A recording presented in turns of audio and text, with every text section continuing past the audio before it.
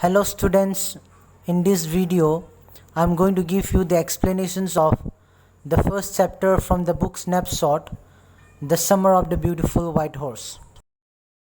The story The Summer of the Beautiful White Horse is written by William Saroyan. The story is about two Armenian boys named Aram and Murad who belong to the Geroklinen family.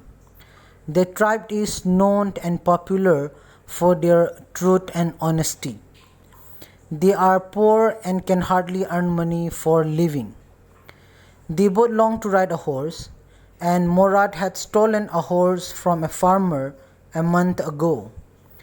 And one early morning he brought it to the window of Aram and asked him to come along for a ride. The author William Saroyan is an American Armenian author. He was born on August 31st, 1908 in California to Armenian immigrants from Turkey. His father died when Saroyan was just 3 years old. He and his siblings had to be put into an orphanage. Luckily, 5 years later, they were reunited with their mother. Even during hard times, Saroyan's spirits were high.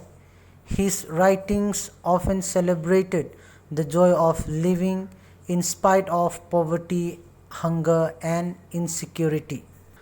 Though Saroyan had to leave school at the age of 15, he educated himself by reading and writing. Later, he continued his education on his own, supporting himself by taking up odd jobs. Saroyan's mother showed him some of his father's writings, which influenced his early writing. Saroyan's works had a strong autobiographical touch, especially his later works. Some of his well-known works are Here Comes, There Goes You Know Who, published in 1961, Not Dying, 1963, Days of Life and Death, and Escape to the Moon, 1971, and Places Where I Have Done Time, 1975. In 1940, Saroyan refused the Pulitzer Prize for his play, The Time of Your Life, saying that it was no more great or good than anything else he had written. William Saroyan died on May 18, 1981, at the age of 73.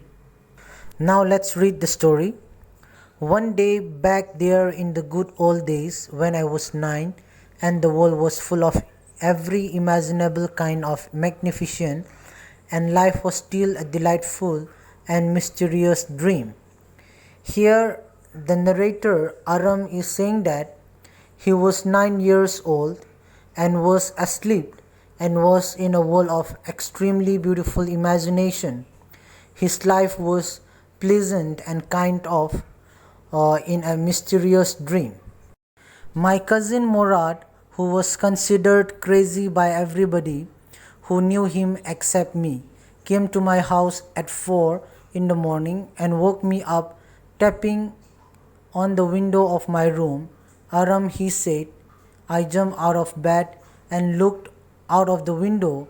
I couldn't believe what I saw. Here the narrator says that his cousin Murad was considered crazy by everybody except him. And he also says that his cousin Murad showed up or came up to the window of his room at 4 in the morning and woke him up by tapping the window of his room.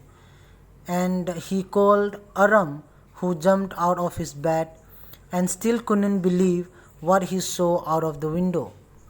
It wasn't morning yet, but it was summer, and with daybreak, not many minutes around the corner of the world, it was light enough for me to know I wasn't dreaming. Here the narrator is saying that it was dawn during summer and there was light enough outside to make him understand and to make him see outside, and what made him believe was that he wasn't dreaming. My cousin Murad was sitting on a beautiful white horse. I stuck my head out of the window and rubbed my eyes. Yes, he said in Armenian, it's a horse. You're not dreaming. Make it quick if you want to ride. I knew my cousin Morad enjoyed being alive more than anybody else who had ever fallen into the world by mistake. But this was more than even I could believe. Here the narrator is saying that his cousin Morad was sitting on a beautiful white horse, so he couldn't believe it, and he rubbed his eyes and stuck out his head out of the window. And Morad assured him, saying in Armenian it was not a dream. He asked if he wanted to ride, he must make it quick. So the narrator is also saying that his cousin Morad was the type of a person who enjoyed being alive, but he couldn't believe that he was seeing a horse in front of him. In the first place, my earliest memories had been memories of horses, and my first longings had been longings to ride. This was the wonderful part. Here the narrator is saying that his earliest memory was a memory of horses, and he always wanted to ride one. This was the wonderful part, that he was actually going to ride a horse for real. In the second place, we were poor. This was the part that wouldn't permit me to believe what I saw. We were poor, we had no money, our whole tribe was poverty stricken. Every branch of Geroclinian family was living in the most amazing and comical poverty in the world. Nobody could understand where we ever got money enough to keep with food in our bellies, not even the old man of the family. In the first place, the narrator was excited because he was going to ride a horse. But in the second place, he belongs to an Armenian tribe, and Aram's family was poor and had no money, so it was difficult for him to believe what he saw outside his house. He belonged to the Geroclinian family. In fact, the whole Geroclinian tribe was poverty stricken and was strictly and funnily in poverty. They didn't even know how they managed to get food for themselves every day. In fact, they didn't understand from where do they get the money and feed their bellies. Most important of all, though, we were famous for our honesty. We had been famous for our honesty for something like 11 centuries. Even when we had been the wealthiest family in what we liked to think was the world, we were proud first, honest next, and after that we believe in right and wrong. None of us would take advantage of anybody in the world, let alone steal. Here the narrator says that his tribe, the Geroclinian tribe, was poor. They were known for their honesty for 11 centuries. He also says that they were honest, proud, and always believed in right and wrong. No one from their family, the Geroclinian family, would ever steal anything or would take advantage of anyone in the world.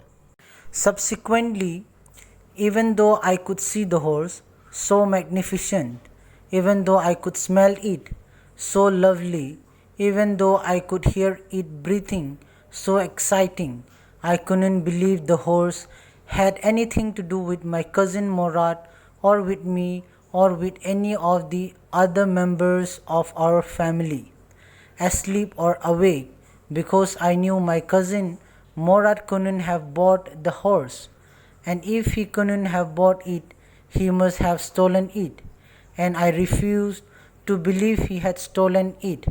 No member of the Geroclinian family could be a thief. Here the narrator is saying that he was so excited that he was seeing a horse that was so pleasant and beautiful. He could smell it and hear it breathing, and still couldn't believe that his cousin Morat or anyone in the whole Garoclinian family could afford a horse. The narrator was sure that his cousin Morat couldn't have bought the horse, and he was thinking if Morat had stolen the horse, but he refused to believe it as he thought no one in his family, the whole Garoclinian family, couldn't be a thief. I stared first at my cousin and then at the horse. There was a pure stillness and humor in each of them, which of the one had delighted me and on the other frightened me. Here the narrator is saying that he stared at his cousin and then at the horse, and he says that there was religious motionlessness and wittiness in both Morat and the horse, as one charmed him and the other scared him. Morat, I said, where did you steal this horse? Leaped out of the window, he said, if you want to ride. It was true then, he had stolen the horse. There was no question about it. He had come to invite me to ride or not, as I chose. Well, it seemed to me stealing a horse for a ride was not the same thing as stealing something else, such as money. Here the narrator asked Morat if he had stolen the horse. Morat replied, if he wants a ride, he must jump out or leap out of the window. Aram was convinced that the horse was stolen by Morat. He came to visit him to ask him to ride it with him. Aram, the narrator, tried to convince himself that stealing a horse for a ride was not the same as stealing money, as they both were so crazy about riding a horse. For all I knew, maybe it wasn't stealing at all. If you were crazy about horses the way my cousin Morat and I were, it wasn't stealing. It wouldn't become stealing until we offered to sell the horse, which of course I knew we would never do. Let me put on some clothes, I said. All right, he said, but hurry. I leaped into my clothes. I jumped down to the yard from the window and leaped upon the horse behind my cousin Morat. That year we lived at the edge of town on Walnut Avenue. Here the narrator explained how he and his cousin Morat were crazy about horses, and also how stealing a horse for riding was considered not to be a stealing. The narrator thought that it would not be called stealing until they decide to sell it, which they would never do. Aram said he would wear some clothes and come outside. He jumped down to his yard from his room's window and sat on the horse behind his cousin Morat. The narrator also said that he lived at the edge of the town on Walnut Avenue that year. Behind our house was the country vineyards, orchards, irrigation ditches, and country roads. In less than 3 minutes, we were on Olive Avenue, and then the horse began to trot.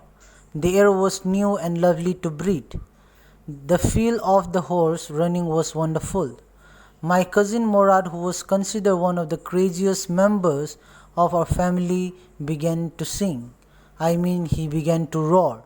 Every family has a crazy streak in it somewhere, and my cousin Morat was considered the natural descendant of the crazy streak in our tribe. Here the narrator is saying that there were orchards, vineyards, irrigation ditches, and country roads behind his house, and they were on Olive Avenue within 3 minutes, and the horse started to proceed. The air felt new and lovely to breathe. Aram felt wonderful sitting on the horse, which was running. He also said Morat started singing loudly, who was considered one of the craziest members of the family. There is one crazy person in every family, and Morat was the one natural descendant of a crazy race in their tribe. Before him was our uncle Khusro, an enormous man with a powerful head of black hair and the largest mustache in the San Joaquin Valley, a man so furious in temper, so irritable, so impatient that he stopped anyone from talking by roaring, "It is no harm, pay no attention to it." Here the narrator is saying that before his cousin Murad, Uncle Khusro was considered to be the craziest streak in their tribe. And he says that Uncle Khusro was the one huge man with black hair and largest mustache in the San Joaquin Valley. He had an energetic tempered and was impatient, which was irritating. He used to make anyone stop talking by roaring and saying, "It is no harm, pay no attention to it." That was all, no matter what anybody happened to be talking about. Once it was his own son Arak running 8 blocks to the barber's shop where his father was having his mustache trimmed to tell him their house was on fire. The narrator says that Uncle Khusro was always this rigid no matter who happened to be talking about in front of him. Once his own son Arak came running to him when he was getting his mustache trimmed at the barber's shop. He told him that their house was on fire. This man Khusro sat up in the chair and roared, "It is no harm, pay no attention to it." The barber said, "But the boy says your house is on fire." So Khusro roared, "Enough, it is no harm, I say." My cousin Murad was considered the natural descendant of this man, although Murad's father was Jorab, who was practical and nothing else. That's how it was in our tribe. A man could be the father of his son's flesh, but that did not mean that he was also the father of his spirit. Here we can see that when Uncle Khusro was told that his house was on fire, he sat up in the chair and said, "It is no harm, pay no attention to it." The barber was amused and tried to talk to him about it, but as usual, Uncle Khusro roared again and did not pay attention to it. Murad was considered to be a natural descendant of this man, but he was not his son. His father, Murad's father, was Jorab, who was a practical person. He also says a child could look like his father, but doesn't mean he gets his nature and attitude just as the same. The distribution of the various kinds of spirit of our tribe had been from the beginning capricious and vagrant. We wrote and my cousin Murad sang, for all anybody knew, we were still in the old country where at least according to some of our neighbors we belonged. We let the horse run as long as it felt like running. Here the narrator is saying that there are different kinds of people in their tribes. Some are moody or inconsistent change of mood, and some without any settled work or home. They were still riding the horse, and Murad was still singing loudly. They were still in the countryside where according to their neighbors they belonged to. At last my cousin Murad said, "Get down, I want to ride alone." "Will you let me ride alone?" I asked. "That is up to the horse," my cousin said. "Get down." "The horse will let me ride," I said. "We shall see," he said. Here we can see that Murad asked the narrator to get down as he wanted to ride alone. Aram also asked if he could ride the horse alone, but Murad said, "It is up to the horse if he wants to ride you along." But Aram tried to convince him that the horse would let him ride, to which Murad said, "We shall see." "Don't forget that I have a way with a horse." "Well," I said, "anyway you have with a horse, I have also." "For the sake of your safety," he said, Let us hope so. Get down. All right, I said, but remember, you have got to let me try to ride alone. I got down, and my cousin Morad kicked his heels into the horse and shouted, Vizar, run! The horse stood on its hind legs, snorted, and burst into a fury of speed that was the loveliest thing I had ever seen. Here we understand that Morad reminded the narrator that he had a way with a horse. Aram also told him that he had it too. Morad told the narrator to get down and said it was for his own safety. Let us hope so. Aram got down while telling him that he will ride the horse alone. Then Morad kicked his heels in the horse and shouted, Run to him. The horse stood on its hind legs, breathed out, and ran into a speed. And that was the loveliest thing that the narrator had ever seen. My cousin Morad raced the horse across a field of dry grass to an irrigation ditch, crossed the ditch on the horse, and 5 minutes later returned dripping wet. Here the narrator says that Morad raced the horse across a field of dry grasses and irrigation ditches. When they arrived, 5 minutes later, they were wet. The sun was coming up. Now it's my turn to ride, I said. My cousin Morad got off the horse. Right, he said. I leaped to the back of the horse and for a moment knew the most awful fear imaginable. The horse did not move. Kick into his muscles, my cousin Morad said. What are you waiting for? Here the narrator is saying that the sun was almost up and Aram the narrator told Morad that it was his turn to ride. Morad got off and Aram sat on the horse.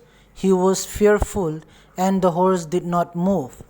Morad tried to guide him, saying he should kick into his muscles, and he also said what he was waiting for.